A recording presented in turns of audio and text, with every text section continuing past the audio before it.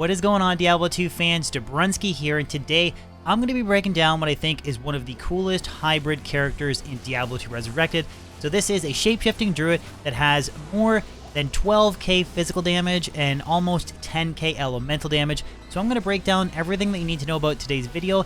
And of course, like all my previous build videos, I will have timestamps in the description below. So if you guys want to navigate to specific highlighted segments of the video, please take advantage of them. But before I jump into today's video, I want to give a huge shout out to today's sponsor, Traderie. Traderie has built and developed a website that is solely designed to make your life easier for trading in Diablo 2 Resurrected.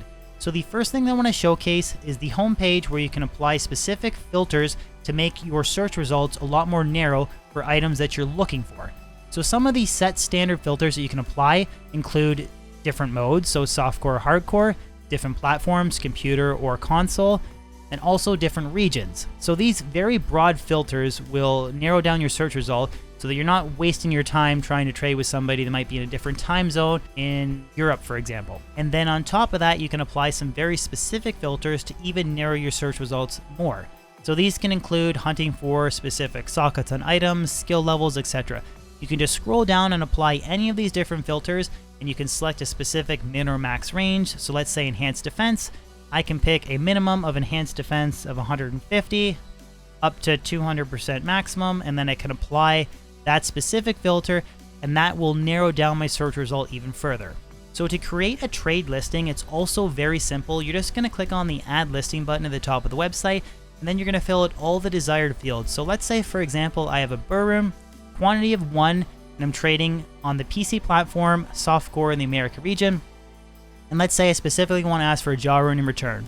That's it. It's that simple. You just click on the add listing button. There is also the option of asking for specific items. So I don't know, wanted an ethereal and Daryl's Visage. You could pick that item as well and add it to the trade listing. But I'm just going to ask for a jaw rune. I click on add listing and it's done. This trade listing can now be actively seen by anybody else on the website. You want to make sure that you have your push notifications enabled. Just pay attention to this bell button. You'll know if someone has actually replied to your listing. If you do click on your profile, you can always check out all of your different active trades as well. So here is the one that I just created, a burr rune that I'm asking for a jaw rune. But that basically covers everything that I wanted to go over for the website Traderie, guys.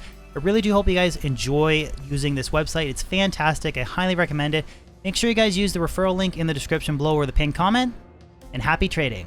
So back taking a look at the hybrid shapeshifting druid, the first thing we want to do is talk about some of the pros associated with the build.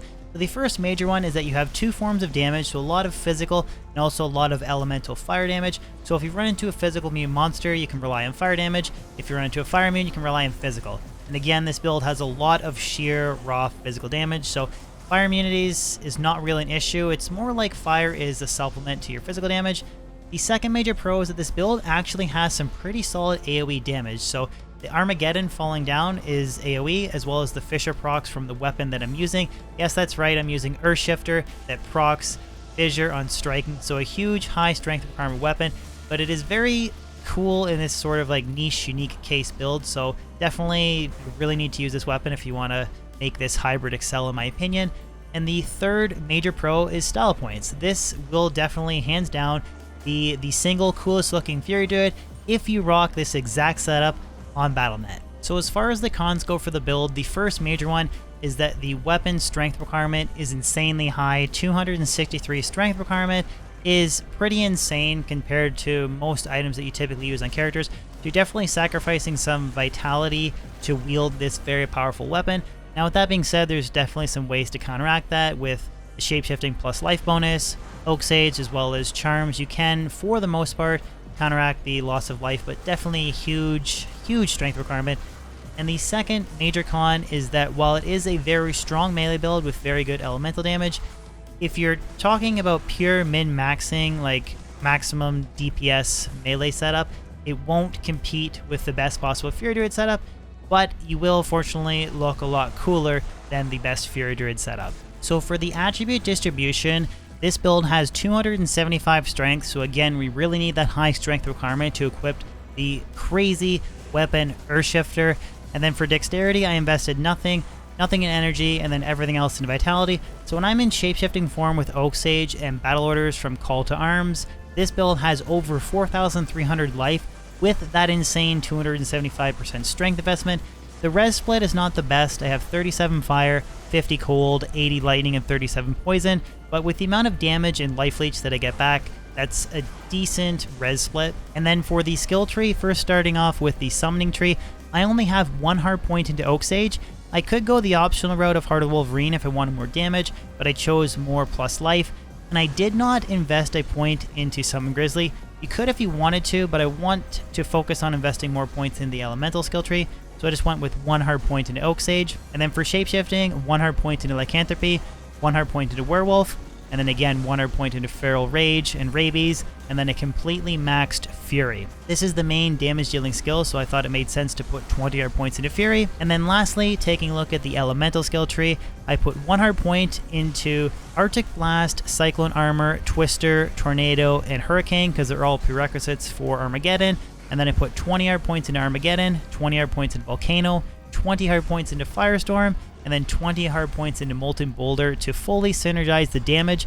You could optionally put more points into Fissure if you want to increase the duration of Armageddon. I personally don't think that you really need to worry about it, because you can cast Armageddon in shapeshifting form, so it's not that big a deal to just constantly resummon it.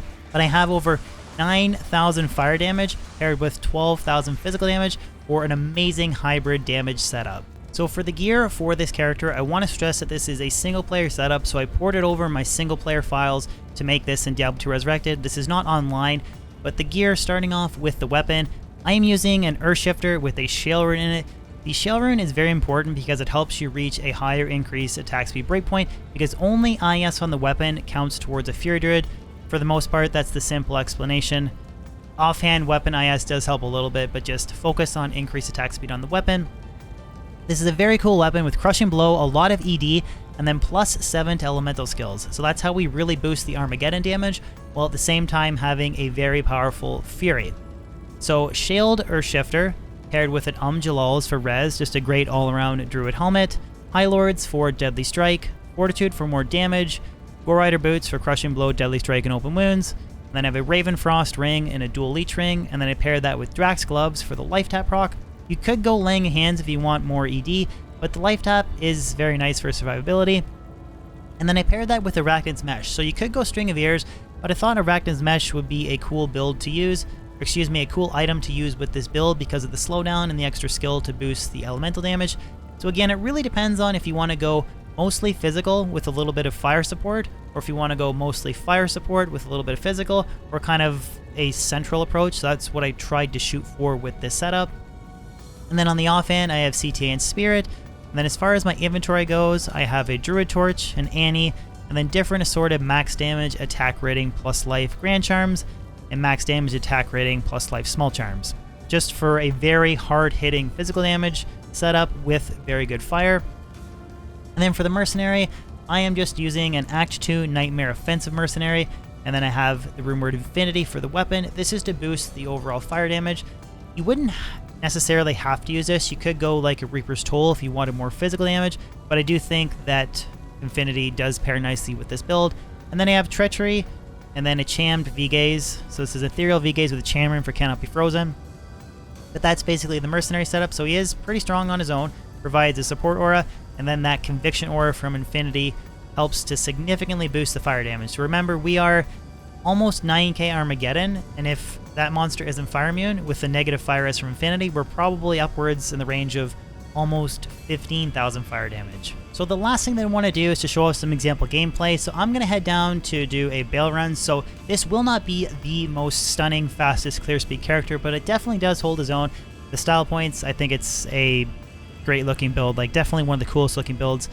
So a quick little tip here though is you want to make sure that you cast Battle Orders, Battle Command on the offhand before you shapeshift, and then you shapeshift on the offhand for the additional plus skills as well. It just equates to having a little bit more plus life. But we'll buff up with Battle Orders and Battle Command, and then cast Oak Sage, buff him up again, then we'll shapeshift. Now you will notice your Oak Sage will die quite a bit because you only have 1 hard point, but you can summon Oak Sage when you're in shapeshifting form. So you're just basically actively switching between Armageddon and Oak Sage constantly. But besides that, it's really just kind of Fury away. Again, the attack speed is a little bit slower for sure. But all those Armageddon bolts that are falling down are doing a ridiculous amount of fire damage paired with the insane amount of physical damage. Now you do need to actively resummon Armageddon, but it's really cool because the build actually has AoE. It's like a melee build that has some AoE. And it's all because of the additional fire damage from Armageddon and then those fissure procs. So we'll run our way around to the Bale throne room. So you can see the fissure procs as well. The fire skills on the tree actually synergize that fissure fire proc as well. So with some additional damage there. And you can kind of see this is only players 1 difficulty, but you can definitely like one-shot stuff with this setup. But again, probably the biggest downside just being a slower attack speed. But again, we make up with that with a large amount of supplemental fire damage.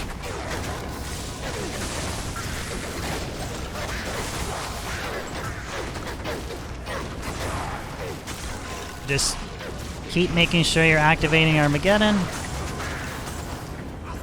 So we'll kind of try and speed things up a little bit and get to the throne room a little bit quicker. See, these guys are fire immune, but it's not really a big deal because we have ridiculous amounts of physical damage to supplement, and if we proc that life tab curse,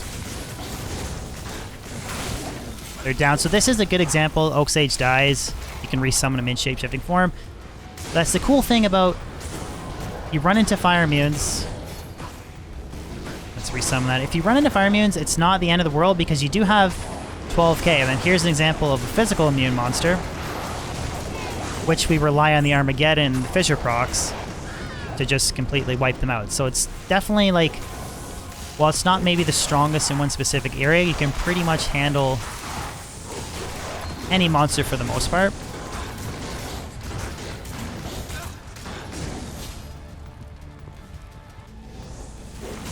You just need to make sure that you're constantly resummoning Armageddon. Another cool thing about this build too is there's definitely a lot of different gear options as well. Like I mentioned, you could go Ravenlore if you wanted more fire damage, Jalal's if you wanted more physical. There really is no right or wrong setup. So the Oak Sage died, so we'll just go to the offhand. So we'll just buff up again, cast him, rebuff, and again shapeshift on the offhand. That's going to give you the most like plus life and plus skills. And all these fire immunes, we just rely on the very, very hard hitting raw physical damage from Earthshifter.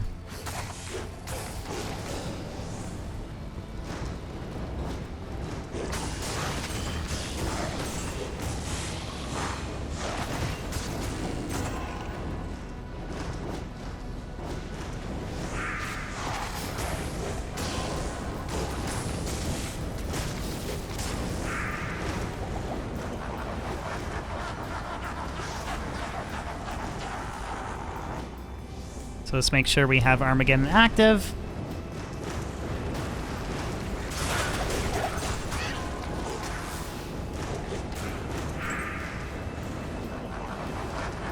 It's a 12-second duration when you don't put any points into Fissure. So you just really need to make sure that you're constantly casting it. But I don't think it's that big a deal because you can cast it in shapeshifting form. So let's make sure it's active. And then Fury away.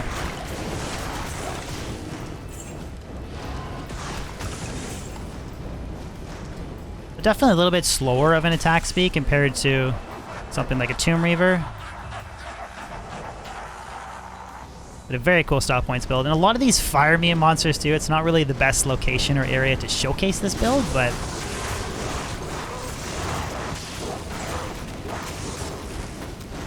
I mean, that was a pretty easy wave clear. Oak Sage died. You can resummon him in shapeshifting form. Not that big a deal.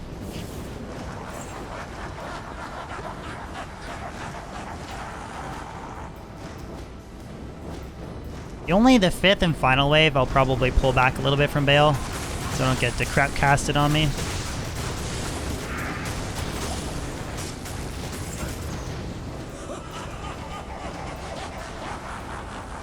really cool showcase because those Fisher Fire procs providing AoE, Armageddon's providing AoE.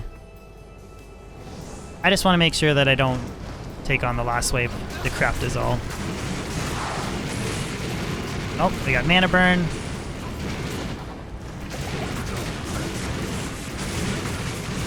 Mana Burn, always a bit of a pain in the butt. I really wish that they removed Mana Burn. Yeah, see, that's the bit of a bummer there. Is trying to sustain mana with Mana Burn. I was really hoping that they were going to remove that bug in D2R, but they didn't. For those that don't know, it actually reduces, or it increases the amount of mana that you get stolen from you when you're struck by like 256% or something like that. So it's a huge amount of extra mana that's stolen. But we'll rebuff up, do our final Bale kill.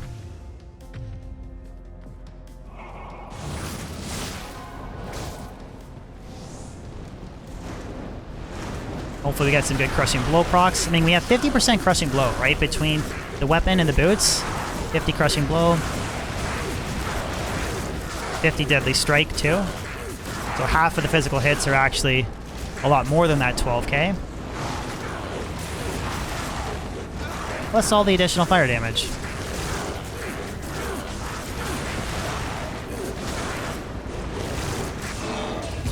And the final Bale kill. Unfortunately, nothing.